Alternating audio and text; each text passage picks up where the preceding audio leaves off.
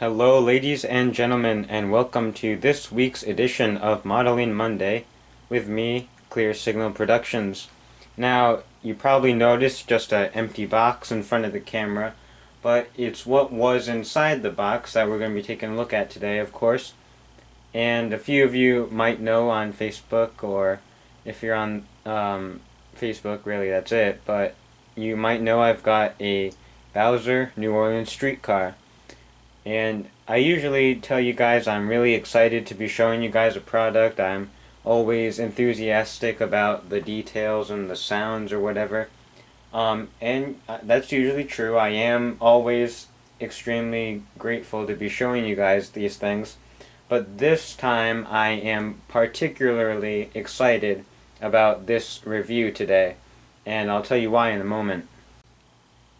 So a few of you may know that I have been with the Connecticut Trolley Museum for just about a year now, and in that year I have finished my training as a conductor, and I am still training to as well.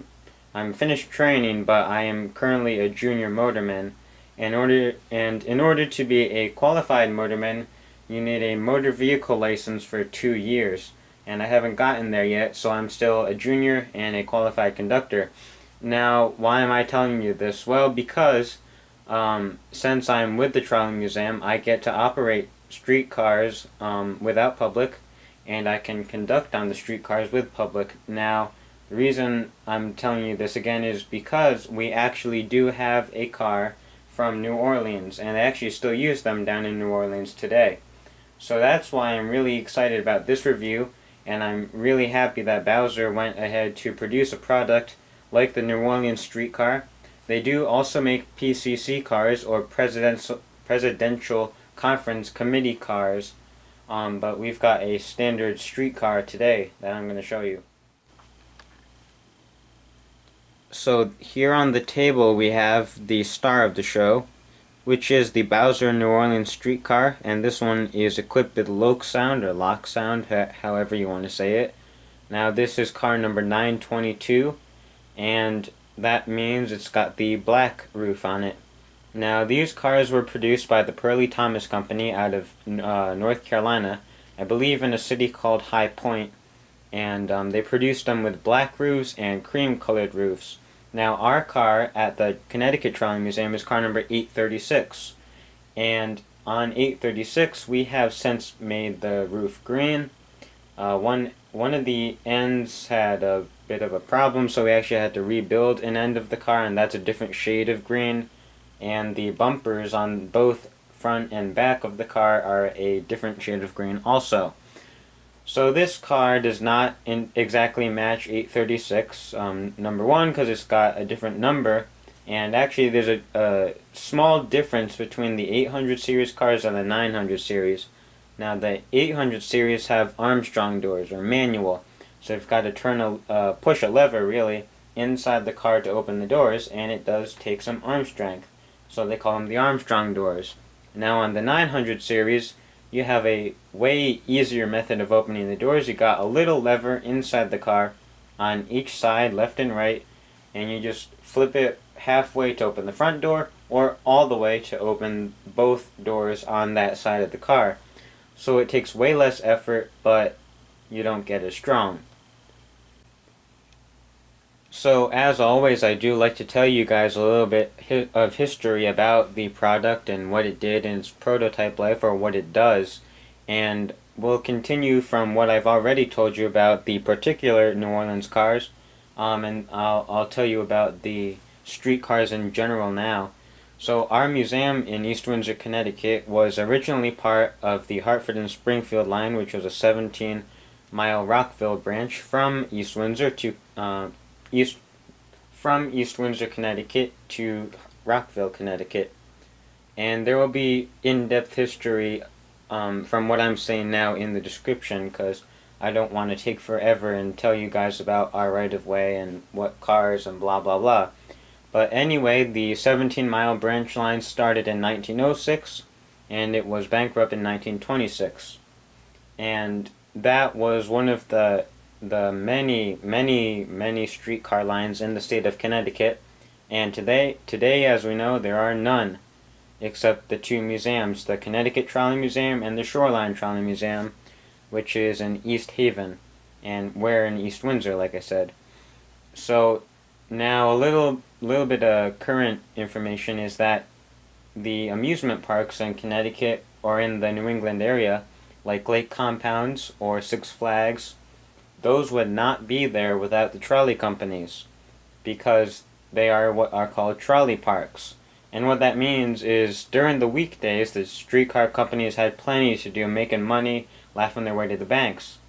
And because they were moving people to work or school. Now on the weekends, all the cars would sit in the car barn doing nothing, making no money. So what the streetcar companies would do is they would make parks like Lake Compounds or Six Flags New England on their right of way, and during the weekends, that's what the streetcars would do, is they would take people to amusement parks. Our right of way in East Windsor did have a park on one point of it, which was called Piney Ridge, and that park is since gone. Our right of way doesn't go that far anymore, but we do have plans to bring back a small version of the park, and we also plan to extend our right of way quite a bit. And like I said, more in-depth information in the description, so I don't take forever. So that's really all I'll tell you for history. If you want to learn more, you can visit our website, which is in the description, or you can read the description, because I'll write it out all down there. And then of course you can visit Lake Compound's website or Six Flags, but I think we're way cooler than them, because Lake Compounds has one trolley, and I've heard it's operated poorly, and I also know that Six Flags has no trolleys anymore. So why go there when you can come see us? Because we're way cooler, I'm sure. But anyway, you already saw the outside box, and I'll show you the entire box now. But I'm not going to take the time to put the car back in the box, because it's already out, and I've already actually used it, because I've had it for about a week now, and I just haven't had time to do a review. But I've operated it minimally. It hasn't even gone all the way around the layout yet. But I'll show you the box now. So like you saw earlier, you've got the standard green Bowser box. Has their logo on the top left. And then on the bottom right, equipped with loc sound. And then the flap on the end here just tells you New Orleans 922 with loc sound. Product number 12839. Made by Bowser, and then the barcode. And that's it for the box, because the back is blank, just green. And then on the side it just says visit their website. Fully assembled, made in China, of course. And it's ready for interchange. So what that means, I'm not totally sure. But also in the box, besides the streetcar, is you get some really actually not bad history about the car. History is over here, actually. So I'll just take, there we go. So the history about the car, no, I do have the wrong paper. I can't keep track of them. So, like I said, you do get some history that's not half bad, just about the New Orleans streetcars. And I'll try to put it all in frame. And you can pause it here if you want to read it. What? Too much. Here's the top half about the New Orleans streetcars. And then there's the bottom. So you can pause it there if you want to read it, or you can buy your own streetcar and read it then.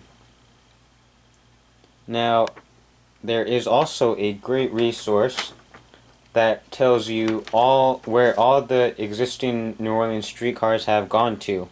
It lists the museums that have them, like ours with 836, and it tells you the remaining cars that still operate in New Orleans today.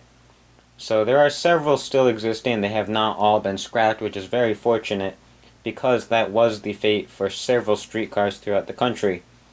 Now, there are a few cities that are still utilizing streetcar service, like I mentioned, New Orleans, Boston, Tampa, somewhere in Texas, and of course San Francisco. And there are a few more, but I just can't think of them right now off the top of my head. But besides the facts about the New Orleans streetcars, you also get a little pamphlet or a little sheet about the Bowser Executive Line New Orleans streetcar, and it's the Quick Start Guide. So what this is it's ESU Loc Sounds, basically them telling you what it does. And it's pretty cool actually. They go through the functions that are manually controlled, which would be F2, F11, 4. There's a few of them, but I'll read them off to you and just point out a few interesting things. So F2 is pretty simple. It's a curve squeal, and this is a non-latching button, so you have to hold it in order to get the curve squeal. Now, the conductor bell is used by the conductor to signal the motorman when to go forward, go backwards, or stop. Now, I'll give you guys a few bell signals because I do know them and I have to use them at the museum. Now, this one streetcar actually does do the forward signal, but that's it. So forward is 2 bells from the conductor. Now the conductor on New Orleans streetcars, the conductor would have a rope hanging from the roof, and they pull that twice or 3 or however many times, and that would tell the motorman up front what to do. Now, say for example the conductor did 1 bell, or we did 2 bells or 3 like I said. Now no matter how many, the motorman in the front always responds with 2. They always respond with 2 bells. That's just to show they aren't accidentally stepping on the bell, but 2 means confirm. And the motorman does not pull the rope. The motorman has their own gong bell on the floor, which sounds very different from the bell overhead. So if I the conductor do 3 bells, which is emergency stop, the conductor or the motorman would do 2 bells to confirm and bring the car to a safe controlled stop. 1 bell in motion is stopping at the next station. 2 bells in motion doesn't do anything in motion actually. 2 bells is just forward, and 3 is emergency stop when you're in motion, and when you're sitting still 3 bells is go backwards. So that's what we use at our museum. It's probably fairly the same. From what I understand, it's the same in East Haven and fairly the same in Kennebunkport, Maine, where the Seashore Trolley Museum is. But enough about the museums. I'll tell you about the functions on the model. F11 is a stop request. Using the F11 key, you can have your passengers signal to the motorman that they would like to have him stop so they can disembark. Now, I do not have access to F11 because my Digitrax throttle only goes to 9, but you guys who have 11 can hear that for yourself. F4 is the fare paid bell, and that's just basically the acknowledgement that the fare has been paid as customers board. 1 bell per customer. So that's a sound. You hear some like a cash register sound kind of, and there's a click, and the click means that your money has been accepted. A passenger stop is F7, and using the F7 button you can simulate a passenger stop with the car. While moving, once the button is pressed you will hear a buzzer, and the buzzer is activated by a rope in the car along the windows. The passenger would pull that and the buzzer would go off, and the motorman would know to stop at the next station or up ahead or whatever. So while moving, once the button is pressed, you will hear a stop request buzzer, then the conductor bell 1 time. At this point, the car will slow to a stop and the doors will open. Once stopped, your passengers have disembarked, you can use the F4 bell to load passengers as you wish. Once your stop is complete, you will need to press F7 once more. Your doors will now close. You will hear 2 gong bells, directionally different of course, and you will then go back to the speed currently set on the throttle. Now the cool part about this is that you do not need to use the throttle to stop the car or start the car when using this procedure. So you can leave the throttle at halfway, push F7, the car stops itself, push F7 again, and the car will go back up to that speed, basically, is what that means. Now, when it described the two gong bells, which are directionally different, of course, that is prototypical. On all of our streetcars at the museum, they each have two bells on the floor, and the two bells on the floor are, in fact, slightly different in pitch, one higher or lower than the other, and that is, in fact, prototypical. Now, the conductor bells on the roof are the same because they're the same size, so they're going to be the same pitch. So that's just a little quick fact from what I know. And the last thing I'll go over is the normal stop, which is F9. And as the prototype car is used in urban street traffic conditions, in most instances, they are subject to the same traffic laws as road vehicles. And this would include, among other things, stopping for traffic lights. Yes, that is true. Using the F9 button, you can simulate this stop as well. By pressing F9 while moving, the car will come to a stop. Once the stop is complete, i.e. the light turns green, you will need to press the F9 button once more. Once pressed, the automatic gong bells will play, and the car will continue to the speed currently set by the throttle. And once again, you do not need to use the throttle to stop or start the car during this procedure. So that's just a few things about the car and what it does. And there is a few things about removing the shell or the overhead track power switch. I have no idea what that is.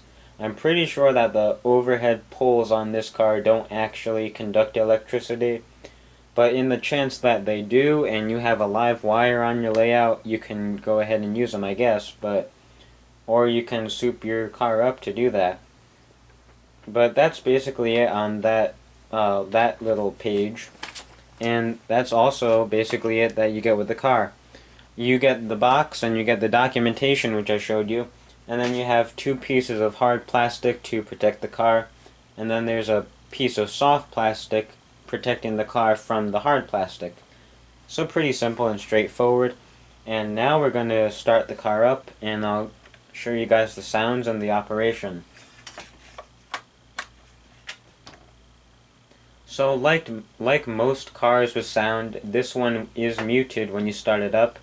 And in order to start the car sounds, you just apply track power.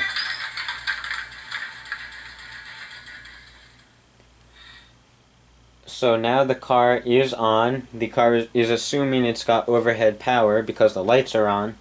And it is silent, as you notice, and that is prototypical because that's what the car should sound like when it's sitting still. The only real sound from a car when it's sitting still is the air compressor, which is F6, and I'll give you guys a listen to that right now.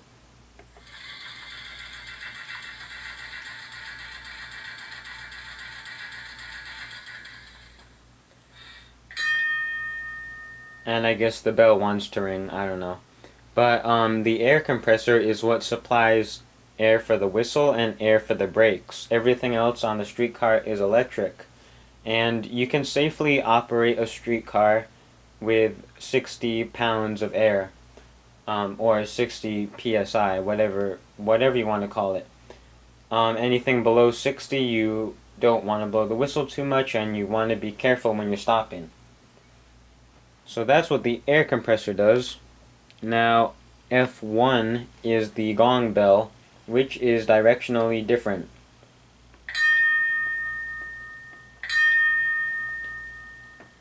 So that's, on my setting, that's forward. And you can probably hear the difference in pitch.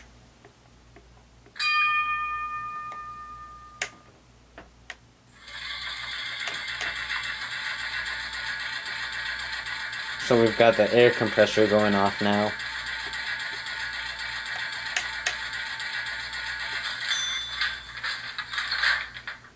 Oh, I turned the sound off. So, when you turn the sound on or off, you're going to hear a few sounds like you did. You heard the buzzer and the conductor bell and the gong bell, all at the same time, basically. But I'll go through them one at a time. F1 is the gong bell, which you've heard. If it wants to cooperate, I guess not.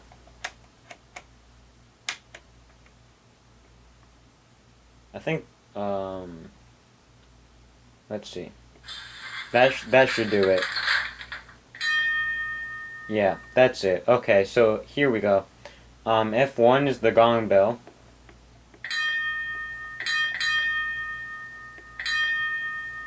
And here's the other end.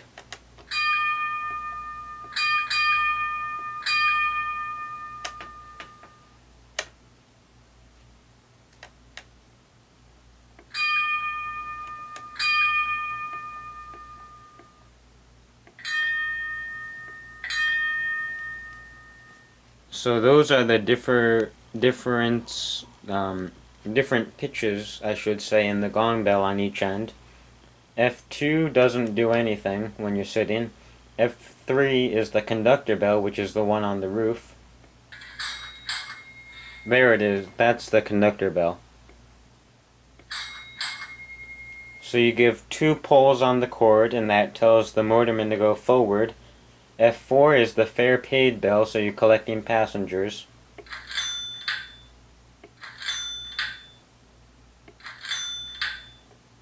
So we'll make believe that the car just picked up 3 passengers. There's one of these, or that was 2, but there's one of those for every passenger. F5 is the interior lights, so they go out with F5. And then F6 is the air compressor, which you've heard several times.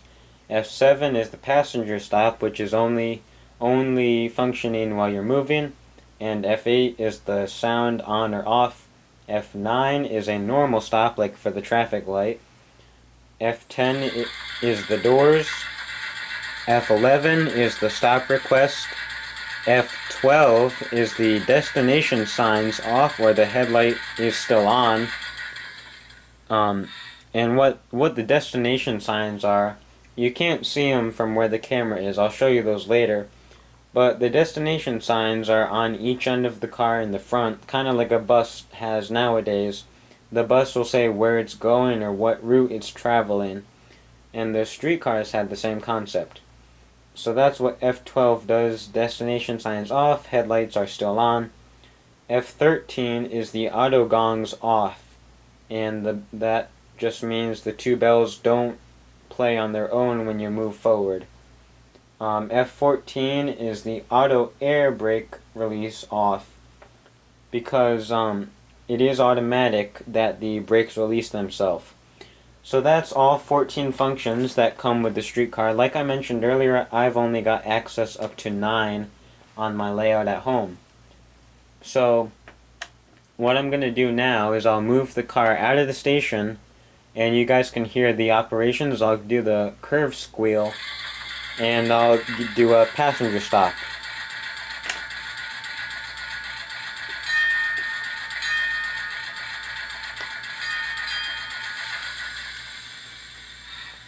So you hear the brakes release, and then my track is incredibly dirty.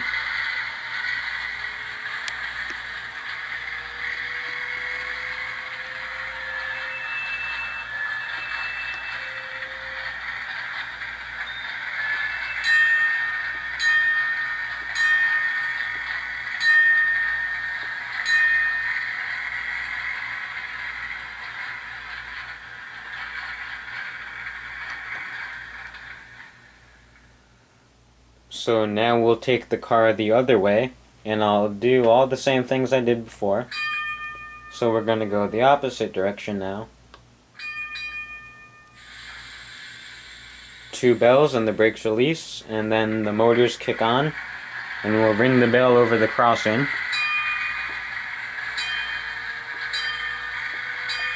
And here's the curve squeal.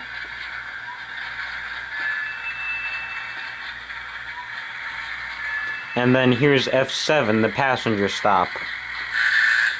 So there's the buzzer, and there's the bell. And then the doors open. And then you load the people with F4.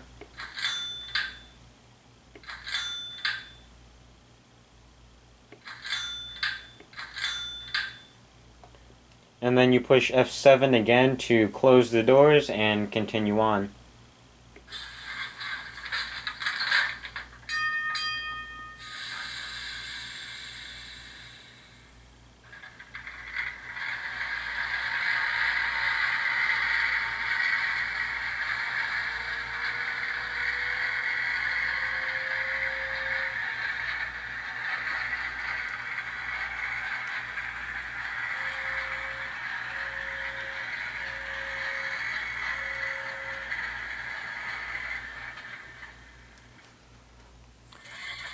And then, of course, there goes the air compressor.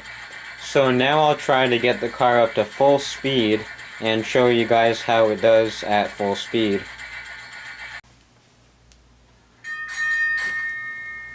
Alright, here's full speed.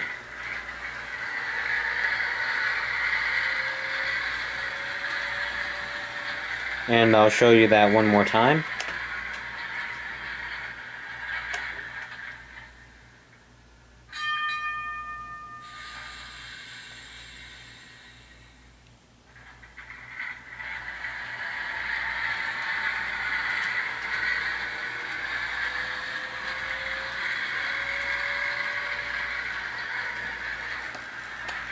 So the streetcars didn't really go that fast, and they were not meant to, because they were usually operating in a setting most likely in a city or a countryside. So most streetcars were built to do about 25 to 45 miles per hour tops. Now there are larger interurban cars which can do 60 to 70, maybe 80 miles per hour, and the interurbans are what would take people from the streetcars and take them to further destinations. So I muted the sound now, and while the sound is off, I'll show you guys a look at the details. Alright, so right now we're looking at the destination signs, which I talked about earlier, and the destination signs are what F12 activate. Now if you see in the middle of the car it says St. Charles, and that is St. Charles Place, and that's the line that this car would run on. And then on the side you see 03, and that's probably the train number, the designation for that car for the day. And then on the, let's see, I'll point to this with a pen. On this side of the car, it says enter at the rear, and it says that on the left window on both sides. So on the front of the car, which is basically the same as the back, they're actually the same thing really. There is no front or back. They are determined by which way the car is going. But on this end of the car, we'll say, you've got your road number 922, or the car number really. You've got the headlight right there, which is operating. And then this is something you guys might not know a whole lot about. This thing is called a catcher. It's that little round thing next to the headlight. And what the catcher does is it holds the rope, which would be attached to the trolley pole. And what the trolley pole does is that's what gives the car the 600 volts DC, and that's what gives power to the motors so that the car can operate. And the catcher is down here, and you can see this little hole in the pole up here. That's where the other end of the rope would be. So you need a few feet of rope to get it onto the wire. And this is what I do as a conductor. I take the pole at the end of the line and I take it out of the hook and I put it up on the wire, which is about this high. A little bit higher, but the pole on the car doesn't have a limit, so it just goes as high as it wants to, which is about that high, as you can see. And then on the roof, you've got the hook in which the pole sits underneath. Now, the Bowser manufacturers actually got this wrong for a New Orleans streetcar, and I'll show you why in a few minutes. But we'll just take a look at the end right now. You've got the doors, which have windows on the top and nothing on the bottom. Now the higher end of the 900 cars have windows on the bottom also, but I guess the lower ones just have them on the top. So on the bottom of the car, which you might be able to see, you've got your bumper, which was for pushing stuff out of the way. Not like animals, because you wouldn't really have too many animals in the city, I'm assuming. But you've got your bumper down here, another part of the bumper up here, and then of course the wheels in which the car sit on. Now look at the side. You've just got windows. That's basically all there is, except for a few details kind of in the middle of the car. I'll shift the camera over. It's a little hard to see, but on the bottom, on this side of the car, you've got your resistors. Now, what do the resistors do? Well, how a streetcar works is it's got a parallel circuit and a series circuit. And if you learn about this in science class, it makes a bit more sense. But what a parallel circuit is, that means there are several ways for the current to travel. Or it might be only one way. I'm probably going to mix the two up. But there's a series circuit and a parallel circuit. Now, in one of those, the current only has one way to go. It has to go that way, and there's actually less power. Now, in the other kind, it's either series or parallel. There are two ways for the power to travel, the current to travel, and it produces more power. I'm assuming the one with two ways is actually parallel, I think. But what these things are down here are your resistors. And every time you pull a notch, now on the throttle there are 8 notches, just like a regular locomotive. There are 8 notches, and every time you pull a notch, you take away less resistance. Now, the thing about streetcars, which is kind of interesting, is there's what they call full series and what they call full parallel. Now, full series is notch number 4. Now, you cannot sit in 1, 2, or 3 for very long because you're going to start to burn out the resistors, and that's not good. Because you're taking resistance away, and you're heating up the resistors, and they're going to burn out. Now, you can sit in notch 4, which is full series. You can sit there for as long as you want, because all the resistors are working, and they're not overworking. And that's the same thing with parallel. Once you go past notch 4, you kick in less resistance, you kick in more motor power, and notch 5, 6, and 7, you gotta sit there for about 2 seconds, and then notch 8, which is full parallel, you can be there all day, but you're gonna go pretty fast, and you might hit something that's not fun. But you can sit in full parallel and full series as long as you want. Nothing's gonna happen to the car unless you crash. But that's it for the resistors. Now, near those you have an electrical box, which I've never actually really taken a look at on our streetcar. But up here, kind of next to the resistors, there's this little box here, which I think is is some component for the air compressor. That's what it is on our car, at least. It looks a little different in real life, but I don't know. They might be different on the 900 series. But then in front of that, you've got flaps here to protect to protect these components from getting mud and stuff from the wheels. And then you've got the trucks themselves. And the lights go out. My track is either dirty or this car is not heavy enough, because I'm thinking it might be too light now, but we'll make do. So, like I said earlier, they're basically the same on each end. You got the truck, the door, the pole. Pole goes up, just like the other one. And it does go down under the hook. So this is just a general overlook for the side of the car. Same thing on the other side. But there is one small difference on the other side of the car, actually. And I'll point it out. On this side of the car, you do not have resistors. You don't have the air compressor component. All you have is an air tank. And what the air tank does is that holds the air for the car. And that's basically it. And you can actually see down here on the bottom, right there, right where the tip is, that's the lever to open the air tank. Now straight down like it is now is closed, and horizontal up is when it's open. Actually, I think that's backwards. So, the way Bowser has produced this car, you're constantly dumping air, and that's not good. But they aren't perfect, so I won't nag them for it. Alright, so now we're going to take a look at the roof of the car, and I'm actually doing this with the camera freehand. I like to do it with a tripod usually, but I think I can give you guys a closer look if I just do this freehand. And I apologize if I make anyone seasick with all the shaking, but I'll try my best. So on the very end of the car you have the pole. If I can...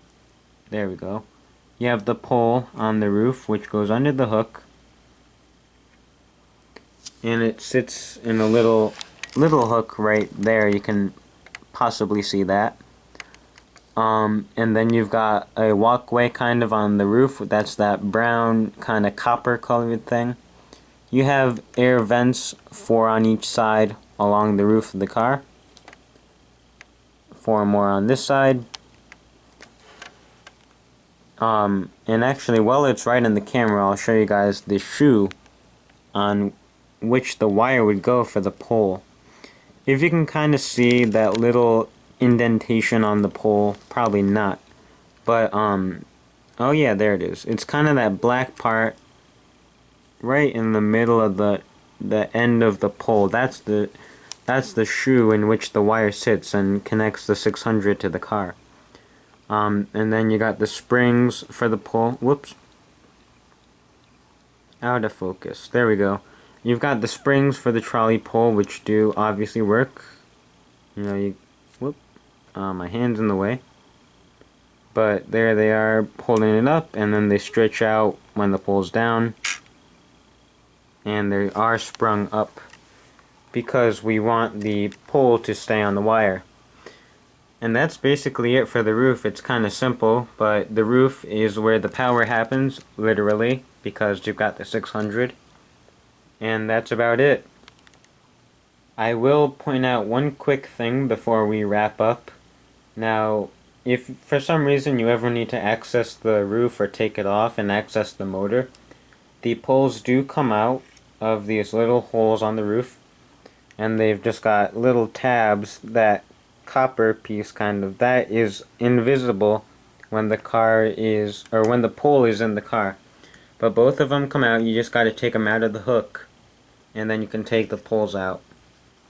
Like I say, they've got that little copper piece, which is invisible when they're in the car.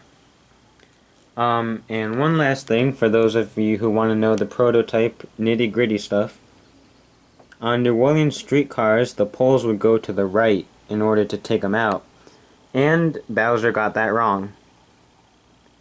As you can see on the end, it's going to the left. If you were facing the car, it goes right on the prototype. But in Bowser's case, when you face the car, you're going left. But that's just my nitty-gritty stuff. Some of you might care, some of you don't, but that's alright. So this was a shorter review. I've been trying to streamline the reviews lately because nowadays the attention span of most people is not too long. Especially with teenagers like myself, we don't pay attention for too long. But anyway, that wraps up this review, guys. As always, thank you for watching, and I'll see you here next time on my channel, next week, or week after, or next time I'm out rail fanning. The next trip is this weekend down in Manassas to chase the Norfolk and Western 611. So stay tuned for that video, and I'll see you next time.